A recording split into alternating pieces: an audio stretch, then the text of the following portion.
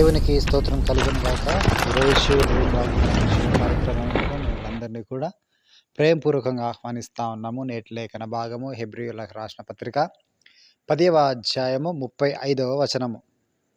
కాబట్టి మీ ధైర్యమును విడిచిపెట్టకుడి, దానికి ప్రతిఫలముగా గొప్ప బహుమానమును కలుగును. దేవునికి స్తోత్రం కలుగును గాక. ప్రియ దైవజనమా, ఈ ఉదయకాల సమయంలో పరిశుద్ధాత్మ దేవుడు మనల్ని ధైర్యపరుస్తూ బలపరుస్తూ చక్కని మాటలు బోధిస్తూ ఉన్నాడు. ఏదైతే మనము ధైర్యము కలిగి విశ్వాసపు యాత్రను మనం ముందుకు కొనసాగిస్తున్నామో, క్రీస్తును చూస్తూ ఆ ధైర్యమును ఆ విశ్వాసమును విడిచిపెట్టకుడి అని మరి అపోస్తలుడైన పౌలు ఒక చక్కటి మాటలు రాస్తూ ఉన్నాడు. ఎందుకు దాన్ని విడిచిపెట్టకూడదు అంటే, దానికి ప్రతిఫలముగా గొప్ప బహుమానమును మనము చూడబోతూ ఉన్నాము. యేసు క్రీస్తు ప్రభువారు తన పరిచర్య ప్రారంభించిన మొదలుకొని ఆయన శిలువ మరణం ఎక్కేంత వరకు, మరలా పునరుత్థానుడయ్యేంత వరకు కూడా ఎన్నో విపరీతమైనటువంటి వ్యతిరేకతలను, దౌర్జన్యమును, నిందలను, అవమానములను, పిడిగుద్దులను మన కొరకు ఎంతవరకు శ్రమ అనుభవించాలో, లోక పాపం అంతా కూడా పడేటువంటి శిక్ష తను ఒక్కడు మాత్రమే భరించి శిలువలో మరణించి మన కొరకు పునరుత్థానుడయ్యాడు.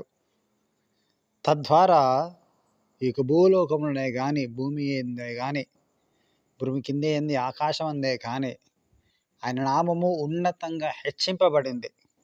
అంతగా హెచ్చింపబడగల ముఖ్యమైన కారణం ఏంటంటే, తను తాను రిక్తుడిగా చేసుకున్నాడు. తను ఏ పని మీద అయితే వచ్చినాడో ఆ పని నిమిత్తము అది సక్సెస్ అయ్యేంత వరకు కూడా సమస్తాన్ని కూడా ఆయన భరించి ఉన్నాడు. దేవునికి స్తోత్రం కలుగును కాక. ప్రియ దైవజనమా, ఆయన భరించి ఆయన పని ముగించిన తర్వాత అద్భుతమైన మహిమను తాను పొందుకోవడం జరిగింది. దేవుడు అంత ఉన్నతమైన స్థాయిని మన ప్రభు అయిన యేసు క్రీస్తు వారికి ఇవ్వడం జరిగింది. దేవునికి స్తోత్రం కలుగును గాక. యోసేపు విషయంలో కూడా అదే జరిగింది. తాను ఏదైతే భరించి ఉన్నాడో, సహనం కలిగి, ఊర్మి కలిగి, తన విశ్వాసమును, తన భక్తి జీవితాన్ని కాపాడుకొని ఉన్నాడో, ఒక సమయము వచ్చినప్పుడు తాను అత్యద్భుతంగా చెరసాలలో నుంచి సింహాసనం ఎక్కించబడి ప్రపంచాన్ని ఏలేటువంటి వాడిగా మార్చివేయబడ్డాడు. దేవునికి స్తోత్రం కలుగును గాక. చివరి వరకు పట్టును విడవలేదు, విశ్వాసమును విడిచిపెట్టలేదు. తను కలిగి ఉన్న దానిని గట్టిగా పట్టుకున్నారు. కాబట్టి వారి జీవితాలలో వారు గొప్ప కార్యమును వారు పొందుకోవడం జరిగింది. యాకోబు కూడా ధైర్యము విడవలేదు, దేవునితో పెనుగులాడాడు. ఎంత బలహీనత అయినప్పటికీ కూడా ధైర్యముతో ఉంచుకొని, విశ్వాసం ఉంచి దేవునితో పెనుగులాడి యాకోబు అనొక నామంలో నుంచి వెళ్ళి ఇశ్రాయేలు నామంలోకి మార్చివేయబడ్డాడు. శాపంలో నుంచి వెళ్ళి, మోసపూరితమైన జీవితంలో నుంచి వెళ్ళి ఆశీర్వాదమగు జీవితంలోకి నడిపించబడ్డాడు. దేవునికి స్తోత్రం కలుగును గాక. ప్రియ దైవజనమా, ఈ ధైర్యం ఏం చేస్తుందంటే శత్రులతో సహా సలాం కొట్టే విధంగా మార్చివేస్తుంది. దేవునికి మహిమ కలుగును గాక. శద్రకు, మేషకు, అబేద్నెగోలు కూడా వారు ధైర్యం విడిచిపెట్టలేదు. మా దేవుడు మమ్మల్ని చంపినా పర్వాలేదు, బ్రతికించకపోయినా పర్వాలేదు, కానీ మేము మాత్రం దేనికి సాగిలపడము, దేనికి మేము రొక్కము అని వారి ధైర్యమును విడిచిపెట్టకుండా తన విశ్వాసాన్ని కాపాడుకున్నప్పుడు దేవుడు ఆ రాజు చేతనే వీరి దేవుడే నిజమైన దేవుడు, ఈ దేవుని తప్ప మనకు దేవుని కూడా పూజించడానికి వీలు లేదని శాస్త్రాన్ని తిరిగి రాసేట విధంగా మార్చివేసినాడు. దేవునికి స్తోత్రం కలుగును గాక. హల్లెలూయా. దానియేలు విషయంలో కూడా అదే జరిగింది. ప్రియ దైవజనమా, ఎవరైతే ధైర్యంని విడిచిపెట్టుకోకుండా విశ్వాసమును కాపాడుకుంటూ వారి సమయం వచ్చేంత వరకు ఎదురు చూస్తున్నారో వారు చరిత్రలో నిలిచిపోయిన వారిగా ఉన్నారు. పౌలు కూడా అదే మాట అంటా ఉన్నాడు. నా పరుగును కడముట్టించితిని, నా ముందు ఉంచబడిన ఒక పరుగు పందెంలో ఓపికతో పరిగెత్తాను, గెలుపొందాను, నా కొరకు జీవ కిరీటము ఉంచబడింది అని రాస్తా ఉన్నాడు. తన వెనుక వచ్చేవారు అందరము కూడా దాని కొరకు ప్రయత్నించాలని, పరిగెత్తాలని, తన పరుగును కడముట్టించాలని, తాను నడిచిన మార్గంలో మనకు నడవాలి అని మనకెన్నో పత్రికలు తాను రాయడం జరిగింది. దేవునికి మహిమ కలుగును గాక. ప్రియ దైవజనమా, ఇక భూలోకంలో అనేకులు జన్మించారు. అనేకులు నశించిపోయారు. కానీ ఎవరు ఏ చరిత్రను రాశారు? ఎవరు దేవుని దృష్టికి నీతిమంతులుగా ఉన్నారు? ఎవరు దేవునికి దృష్టికి మంచివారుగా ఉన్నారు? ఎవరు దేవుని దృష్టికి నీతిమంతులుగా ఉన్నారు? ఎవరు దేవుని దృష్టికి ప్రియముగా ఉన్నారు?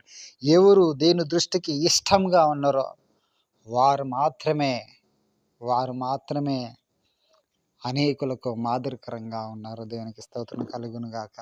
నేను గడిచే దినము ఒక మాట విన్నాను. పిలిచినది అబ్రహామును, కానీ అబ్రహాము వెంబడించడం ద్వారా, అబ్రాహాముతో ఉండడం ద్వారా లోతు దీవించబడ్డాడు. యోసేపు ఫలించటి కొమ్మ, కానీ యోసేపు ఏ గృహంలో అయితే పనిచేస్తా ఉన్నాడో ఆ కుటుంబం, పోతిఫర్ వాళ్ళ కుటుంబము అత్యధికంగా ఆశీర్వదించబడింది. దేనికి స్తోత్రం కలుగును గాక. యాకోబు పిలువబడ్డాడు. యాకోబు వాళ్ళ మామ ఆశీర్వదించబడ్డాడు. దీనికి స్తోత్రం కలుగును గాక. చూడండి, మన ద్వారా మన చుట్టూ ఉన్న వాళ్ళకందరికీ కూడా ఆశీర్వాదం. అది దేవుడిచ్చిన మహాకృప. ఆ కృప అనేకులకు లేదు. ఈరోజు ధైర్యము చెడున నీకు ఉంది ఆ కృప. విశ్వాసమును కోల్పోతున్న నీకు ఉంది ఆ కృప. కాబట్టి ప్రియ దైవజనమా, నువ్వు ఏ విషయంలో సడలిపోతున్నావు, ఏ విషయంలో వెనుకకు పోతూ ఉన్నావో దాని విషయం నువ్వు భయపడక, ధైర్యమును విడిచిపెట్టక, విశ్వాసమును గట్టిగా పట్టుకుని దాన్ని కొనసాగించేటువంటి యేసు వైపు చూస్తూ ఇంకను పరుగు బంధంలో మనము ఓపిక పరిగెత్తి నిత్యంగా మన కొరకు ఉంచబడిన ఒక గొప్ప బహుమానము, ఆ గొప్ప ప్రతిఫలమును మన నిత్యంగా మనం పొందుకుందాము. స్టెఫెను భయంకరమైనట్టు హింసించబడ్డారు, రాళ్ళతో రువ్వి చంపబడ్డాడు. ఆ సమయంలో దేవా వీరేమి చేస్తున్నారు తెలియదు కనుక వీరు కృపలో క్షమించండి, మన్నించండి ప్రార్థన చేస్తూ ఆకాశం వైపు తన కన్నులు తెరెత్తి చూడగా దేవుని యొక్క కుడి పార్శ్వంలో నుంచి యేసు క్రీస్తు ప్రభువారు లేచి తన 2 చేతులు చాచి స్టెఫెను ఆహ్వానిస్తాను. గొప్ప బహుమానం అది, గొప్ప ప్రతిఫలం. అది ఏ మానవునికి కలగనటువంటి గొప్ప ప్రతిఫలము. ఇది కేవలము ధైర్యము కాపాడుకున్న వారికి మాత్రమే దక్కింది. స్టెఫెను ధైర్యమును కాపాడుకున్న, విడిచిపెట్టలో తన ధైర్యాన్ని.